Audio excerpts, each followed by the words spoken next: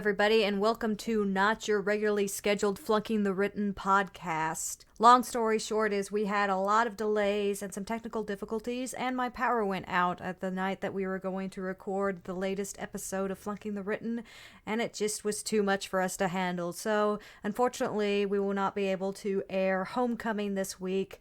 It'll come in 2 weeks' time, and it'll just push everything back a little bit further. This week, however, I'm not leaving you with nothing. We are instead going to air the very first recording that Kim and I did together. This was kind of our trial run to make sure we had everything set up properly, and also to just kind of get a flow and rhythm down and discuss some technical bits about the podcast itself. And in it was a little conversation about the first episode that each of us watched, and a little bit just about what Buffy means to each of us. So this is going to be just kind of a short little nugget of unaired Flunking the Written goodness, and we'll be back in 2 weeks with Homecoming. I'm really excited about doing this because I feel like I'm going to learn about your relationship with Buffy, because other than the fact that I know you're a super big fan, I don't really know how you feel about certain characters, certain episodes. I don't know a lot of your specifics. I just know you're a big Buffy fan, so I'm super excited. Well, I don't know that about you either. Yeah, it'll be fun. Yeah. Well, what was the first episode that you ever saw? The first episode that I watched in its entirety was Smashed, which is a really weird place to start. Yeah. Oh, wow. So, yeah, because I didn't start watching until it came over to UPN, and I watched a little clip of Once More with Feeling, because that episode was hyped up so much, and I've changed the channel to it and watched a little bit of Tara and Willow walking through the park or the campus or wherever they were, and Tara started singing. I'm just like, well, this show is interesting. I don't really know what's going on, but it was one of those times where I was distracted enough by other stuff that I guess I was intrigued enough to watch a full episode, but I didn't actually watch that episode from that point, because I was just like, this is weird. I don't understand. And then I watched Smashed, and I'm not really sure why Smashed was the first time that I sat down and watched an entire episode, but it was the episode I watched. That is really odd episode to watch the first time to get in the show. Yeah. Yeah. And it's one of the more adult episodes too. And that may have been why I liked it, because I was like 11 and I was just like, woo! Okay, so the very first episode I saw was, and I don't remember the name of it, I'll have to look it up, but it is the one in season 2 where they find out that Oz is a werewolf. Phases, I want to say? It might be Phases. Yeah. I want to say Phases is something else, but it could be that one. Yeah, I don't know. I'm not entirely sure, but yeah, that's Yeah. I was a freshman in college, so 18, and I was sort of dating this guy, and I went over there to hang out with him and some of his friends, and they were all giant Buffy fans. And I went in, and they were watching it that night, and so we went over to where the little TV area was and sat down to watch it, and that was the first episode that I saw. That was the one that was on that night. Mm-hmm. And I fell in love with it right away.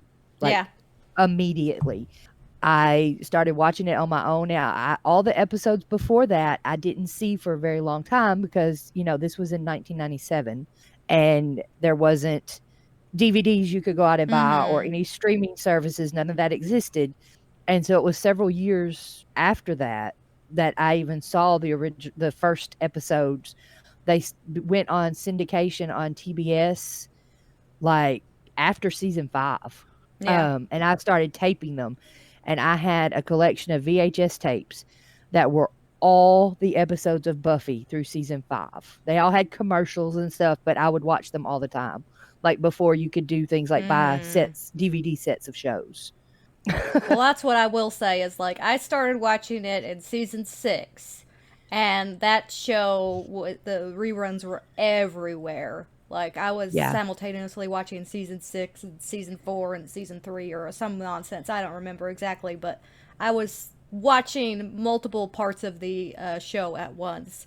I had a completely cobbled together first viewing experience of Buffy the Vampire Slayer, which I I'm happy that it came at the time of my life that it did, but I'm really, really sad that I didn't get to experience the show in order from beginning to end. Because obviously, starting at season 6, there's a lot of stuff that going back and watching it isn't as shocking. Yeah, because you already know about it. Yeah. But I mean, I saw it from that point in season 2 on. Mm-hmm. But although I need to start watching from the beginning, Yeah. as I always wished I'd started watching from the beginning. Yeah. But, yeah, I remember pretty much as soon as I got into it, because Carl was the first one that said, hey, you might actually like that show, because he was convinced he wasn't ever going to like it because he watched it in random chunks and watched some of the worst episodes to start off with because they were widely considered to be some of the worst episodes of Buffy. So he just had that unfortunate set of circumstances that led him to believe that show wasn't very good. But he said, you might like it.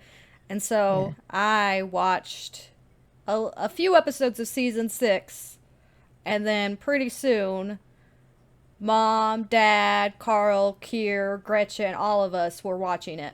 Like we would record the episodes and pass it around to make sure that everybody got a chance to watch it, and we would all discuss it. So I have a lot of nostalgia for season 6 and 7 because those were the episodes that we were watching together as a family and discussing as they were coming out and theorizing about. So there's a lot of that I'm excited to get to. When I watched the show, there was no one that watched it with me. Mm-hmm. Like, even when I would be in a relationship or have roommates or whatever, it would be my own thing, and I would close myself in my room and watch it because nobody else was really into it. So there was no one really to discuss it with. Now, Adam, several years ago, I finally convinced him to watch it, and we watched through the whole thing, and he loved it. Yeah. He would get excited after the kids were in bed. Hey, it's time for another Buffy.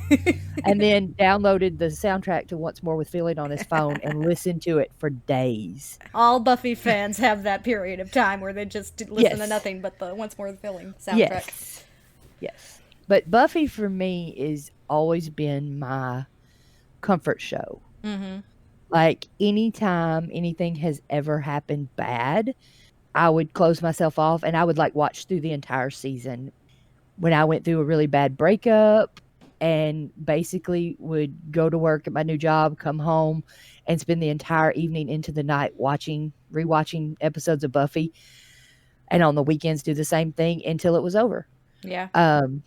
When my dad died, after everything was taken care of and we had all that, I basically spent days rewatching Buffy. It's my comfort show. It's what I rewatch when bad things are happening, when I'm sad, whatever. And I think it will always be that, no matter how dated it gets. Yeah. Well, I have made the case before where I've said I am sure I will watch shows in my lifetime that I could sit down and think, yeah, that is a better television show than Buffy the Vampire Slayer. But there will never be a show that I love more than Buffy the Vampire Slayer. Yes. It is forever going to hold that place in my heart. Well, Adam and I, we talk about it sometimes, and he'll talk about Firefly is the best show ever, and I love Firefly. I think it's awesome. But I tease him, and I'm like, it's not better than Buffy. Nothing's better than Buffy. Even though I don't know that that's true. I love them both, but Buffy might be better just because there's more of it. Yeah, it has that. But I like to mess with him. That it's the best show ever. Nothing will ever be better. Yeah, I appreciate that viewpoint as well. I respect that.